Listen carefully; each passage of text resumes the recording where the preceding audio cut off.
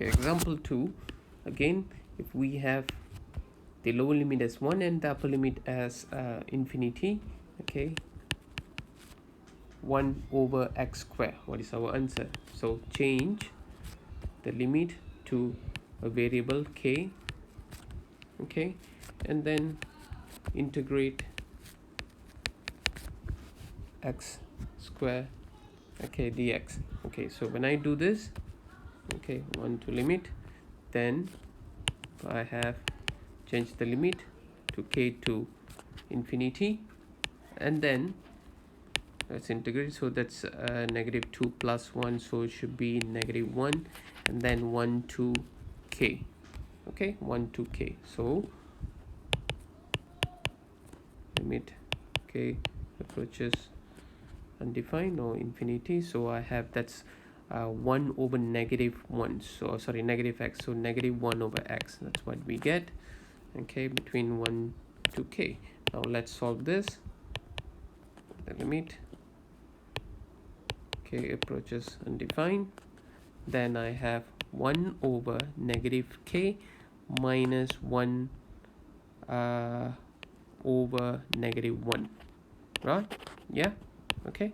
So now, so as or when k approaches infinity, okay, when k approaches infinity, I have 1 over, sorry, I like to keep this positive, so negative become positive, so I'll change it to 1 minus 1 over k. Okay, so as k approaches infinity, so what happens when k approaches infinity? Okay, when k approaches infinity, it is same as 1 over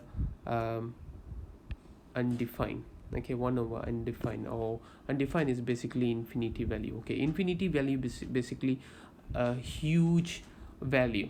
Okay, it's a concept. There's no, if you look at it, there's no a proper value, there's no fixed value. Okay, for infinity is basically a concept, a huge, it is taken as a huge value. So I can show you, for example, if I divide 1 over 10, okay, this is 0.1. If I divide 1 over 100, this is 0.01. If I divide 1 over 1000, this is 0.001. So same and so forth. If the number becomes 1 over 100,000 or 500,000, 1 billion, 1 million, 1 billion, so the number over here, the value that you're going to get when you divide 1 with a very huge number is a smaller and smaller and smaller number, which approaches 0. Okay, which approaches 0. So from there, on that note, if I divide 1 over k, which is k is an infinite value or approaches infinite value, then what I have here is, okay, 1 minus 0. Okay, 1 minus 0. So if 1 minus 0, because as k approaches an unfinite value, we know 1 divided by k is going to give me a very, very small value, which is closer and closer to 0. It's not exactly 0, it's closer to 0, but for mathematical concept, we're going to take it as 0, and from there we know our answer is 1. So therefore, when I integrate improper function or improper integration with the limit 1 to infinite for 1 over x square, the integral that I'm getting here is, this is a convergent integral. Okay, a convergent integral. Okay, let me erase this, write it properly. It's a convergent integral.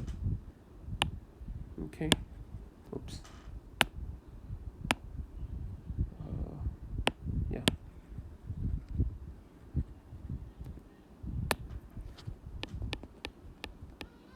convergent integral.